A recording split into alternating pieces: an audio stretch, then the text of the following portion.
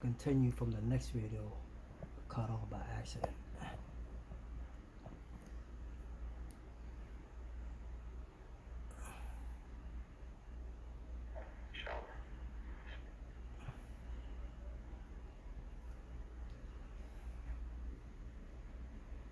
Height of dunya is gold, and gold is like that, and the desire to hold on to it is like somebody who can't let go of his feces, which is why zakat is also considered the feces of your wealth. It's fadaratul amwal, which is why Bani Hashim can't take it. Bani Hashim, the Prophet's family, cannot take zakat. It's actually considered like the filth of your wealth. It purifies your wealth because everybody who earns money will always have shubuhat or muharramat in their wealth. There's always doubtful matters. And by giving zakat, it's like you're purifying your wealth in the same way that when you eat food, there's benefit and there's harm in the food.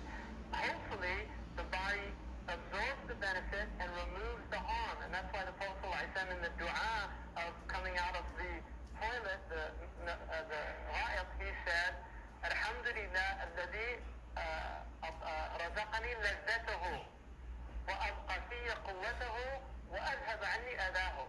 Praise be to the one who has provided me with its delight, the taste of it, the good of it, and kept it retained in me its benefit, its strength, the energy derived from food, وأذهب عني أذاه, and removed from me its harm.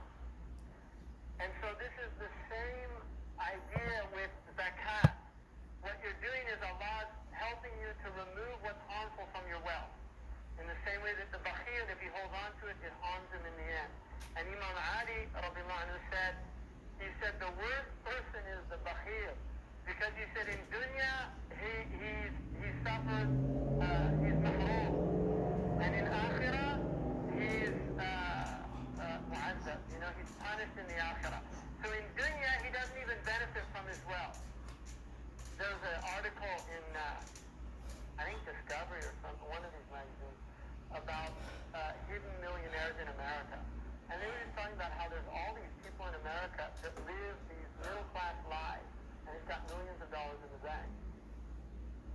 And what they were saying in there is, they don't want to spend the money because they want to save it. And so the point is, that's the nature of the bakhil. He doesn't benefit from his wealth in the dunya, and then in the akhirah he's punished for hoarding it. So it's horrible. It's a terrible thing. And the Prophet Jid ibn Qais, who was one of the munafiqeen, the Prophet asked who was the sage of this tribe, and they said, Jid ibn Qais, illa nastabkhiruhu, except he's a little bit of a miser. And the Prophet said, he can't be your sayyid. The sayyid can't be a miser. And he said, وَهَلْ هُنَكَ دَاءٌ أَدْوَى مِنَ الْبُخْلِ? Is there any disease you know that's worse than bukhl, than miserliness? He said, he's not your sayyid. So the point is that you can't be a sayyid if you're a bakhil. So he said that the origin is either love of dunya or for its own sake, just simply because it's dunya, or because the self wants some benefit from the dunya. Now, according to Ibn Hazm, he would probably say that one of the benefits that the self is trying to get by hoarding wealth would be to alleviate the fear of poverty. So in other words, just the fact that he's got millions in the bank makes him feel good, even though he's not benefiting from it. And that is assuaging his hala, his anxiety, because خُلِقَ الْإِنسَانُ هَلُوعًا, right? So he feels good. But the amazing thing about it is these people never feel good because they're always worried about, oh my God, the stock index, NASDAQ, look at that. What's going to happen? They're pacing up and down. I'm only worth $6 billion now. I was worth 12, like Soros, right? I was worth $5 billion yesterday. I'm only worth $4 billion today, right? He's 70 years old, right? Even if he set out to spend $1 million every day, he wouldn't finish it for the rest of his life, right? And it's unbelievable. So these people, it's a deep disease. Well, that's ultimately, it is a type of worshipping of money. Abdul dinar, ta'asani Abdul dinar with dirham. How wretched is the servant of the dinar and the dirham. So it is,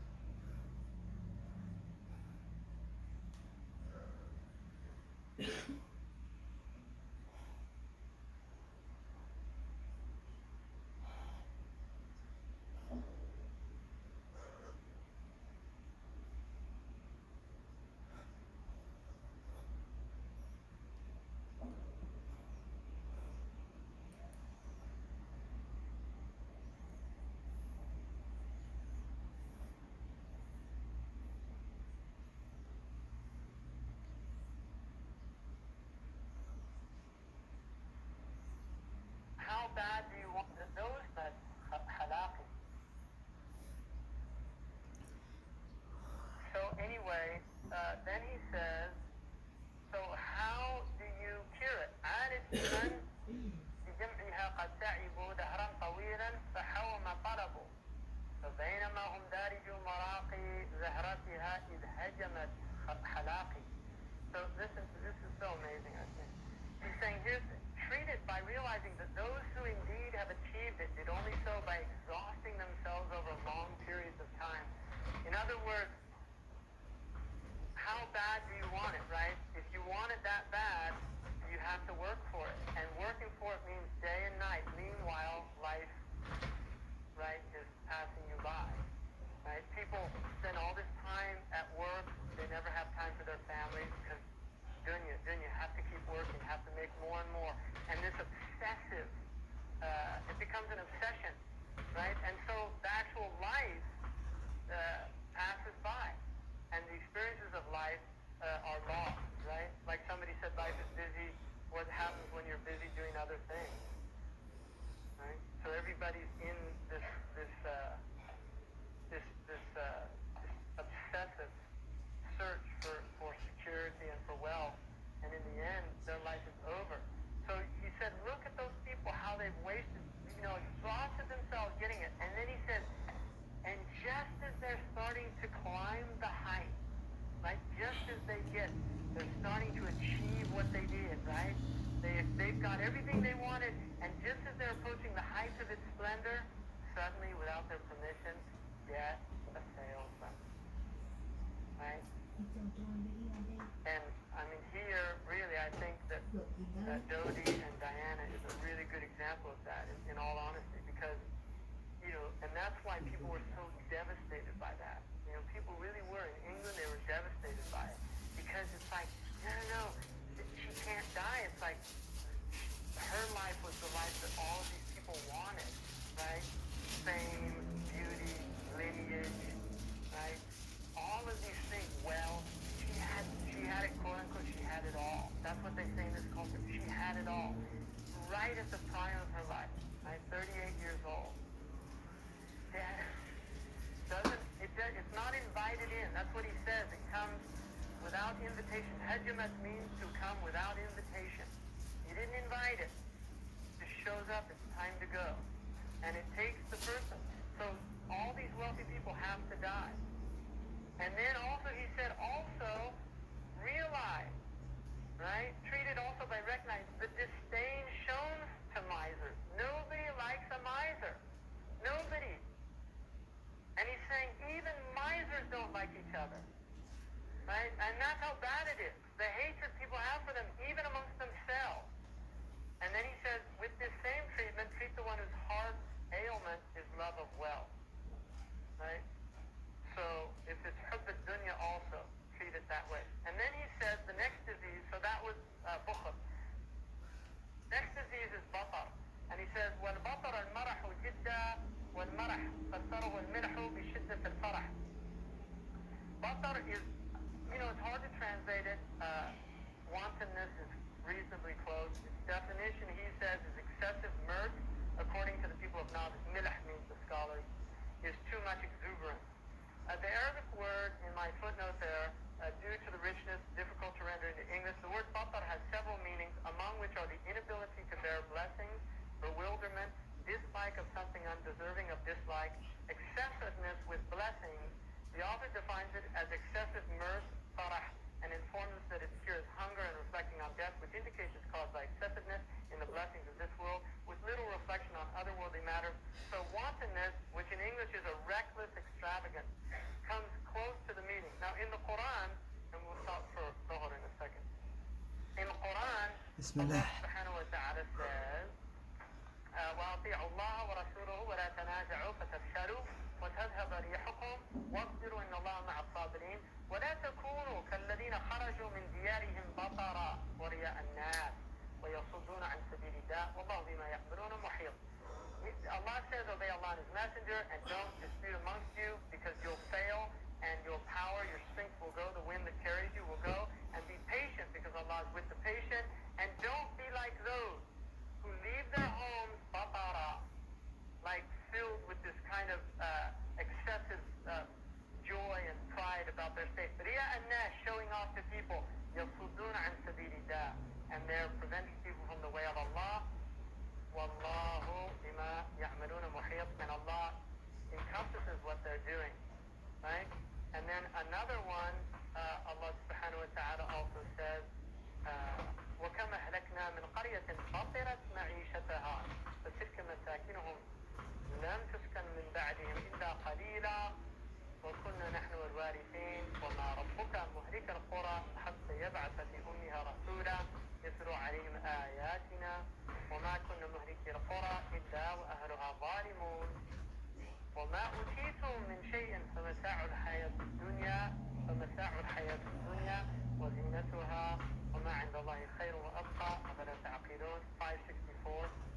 So Allah says, how many cities have we destroyed? بطرت معيشتهم. They were so happy with their livelihood, their standard of living, right? They were so happy. They were really in joy about how good things were. And now he says, فَتِلْكَ مَسَاكِنُهُمْ. Now look at their empty places. Go to the ruins of Rome. Go to the ruins of Carthage. Go to the ruins of the Acropolis. Go to, all of these places. And look at those ruins and realize that one day there were people filling those things. They thought everything was fine, and now nothing left, right? And the same is going to happen here, just like it happened in Russia. It's going to happen. It happens wherever there's batar. It's a big disease of the heart. And the Americans, this is a particularly American disease. I think it's really important for Americans to have an awareness of how severe this disease is, because it's related to being really pleased with your standard of living in a way that leads to a type of extravagance. And so there's an idea, what happens in this culture is, we'll worry about paying it later. I've got plastic, it's no problem. There's excessive extravagance. There's no thought of what does this mean for the future generation. What does the national debt mean for the children down the road? Every child in this country is born like $40,000 in debt. Literally born $40,000 in debt. And that's a result of their parents and grandparents and great-grandparents' excessiveness. Right? Because they don't have to live like that. They're living beyond their means. And that's what batar is. It's living beyond one's means because you're so happy, that it's all there. I can have it all now. And he's going to go into the cure, but we should stop inshallah and come back if you don't mind.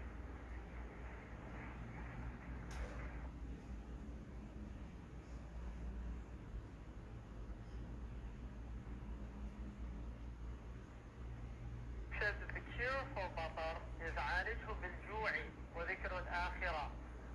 To treat it with hunger and remembrance of the akhirah.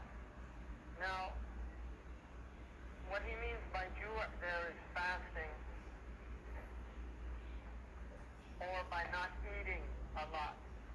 One of the things in traditional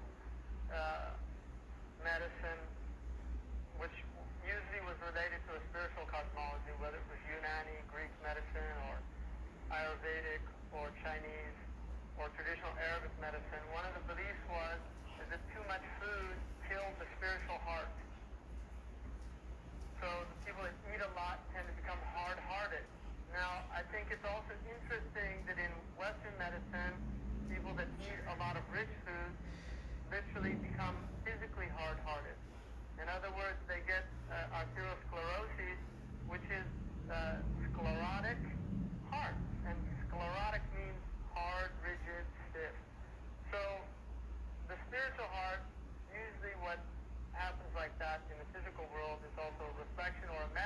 for the physical world, the spiritual world, right? This is a metaphor.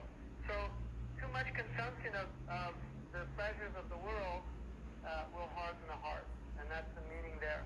And Abu Madian al-Ghawth, Abu Shu'aib, Abu Madian al-Ghawth, who was one of the great spiritual masters of North Africa. He was a scholar who went to the Qaraween, graduate of the Qaraween, and he's more known for his tasawwuf than for his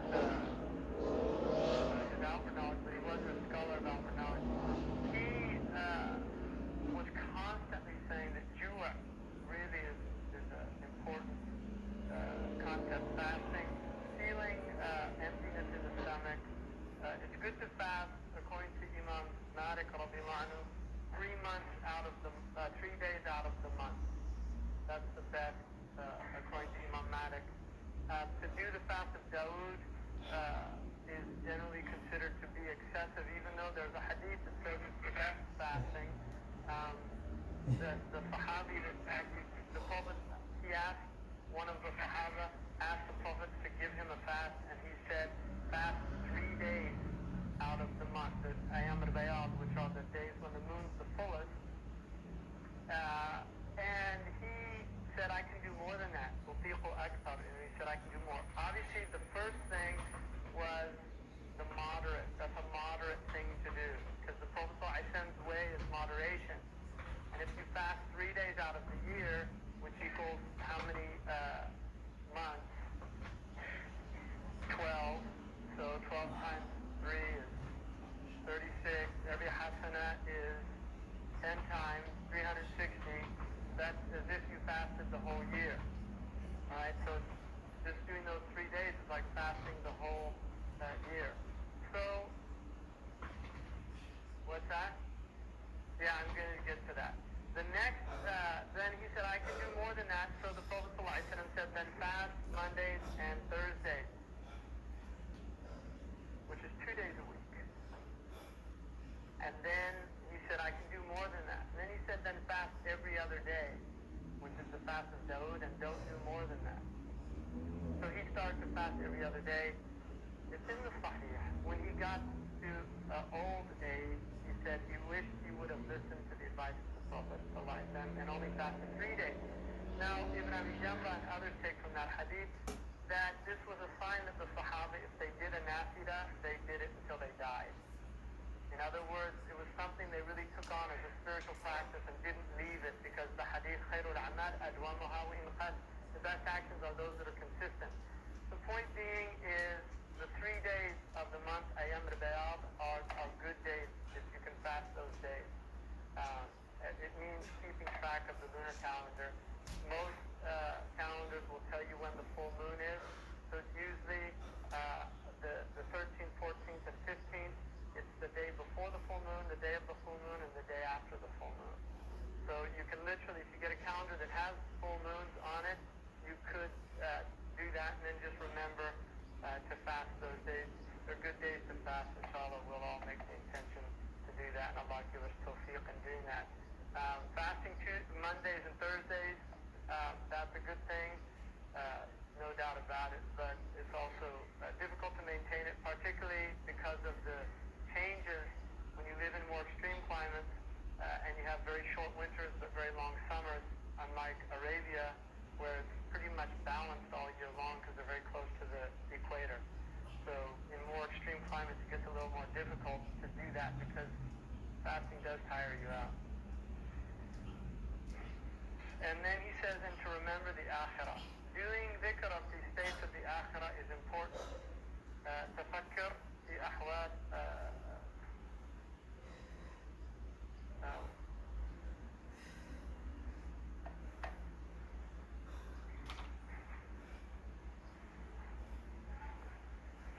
does not come to me right now, but doing tafakkur of death is a really good practice to do. Remembering the states of the grave, the akhirah, meditating on that, they're important ways of reminding ourselves. And then he says also use the ayah, la yuhibba al-fariheen. Allah لا يحب الفرحين. Allah doesn't love فرحين, people of batar, excessive farah with their dunya. They're really happy with their dunya, right? I mean, this culture, there's all these billboards showing people in these kind of ecstatic, right, smiles, and they've always got their mouths open for some reason, right? I mean, you don't look at billboards. I'm really trying to eliminate that, but I get that out of my, because I used to just really be interested. I read a lot about advertising theory. I read a whole bunch of books about advertising, and so I'd just get really interested in looking at what are they saying, all these messages. I realize it's all going in me, you're letting it in you. So even if you think you're clever and can work it all out, they still get you in the end. You know what I mean? Really, they still get you in the end. So the best thing is just lower the eyes and try not to look at it, really. It's a bad habit, But I read all that stuff and I really got interested in seeing, and now the ads are really frightening because they're so subliminal. They don't even, there's no words anymore. They're just showing images now. They don't even show words, or they'll just have 2 words, think different, and you don't even know what does that mean, right? What's that? What's that? Oh, right, 3-second rule. Yeah. Well, I used to read a magazine called Advertising Week, which is a really horrible magazine, because the ads are selling human beings. This is part 2. Subscribe to the channel. Like I said, I just ate a honey bun earlier with peanut butter. But if you're overweight and you're inactive, don't do what I do. That's a cheap snack. So stay active. Subscribe to the channel.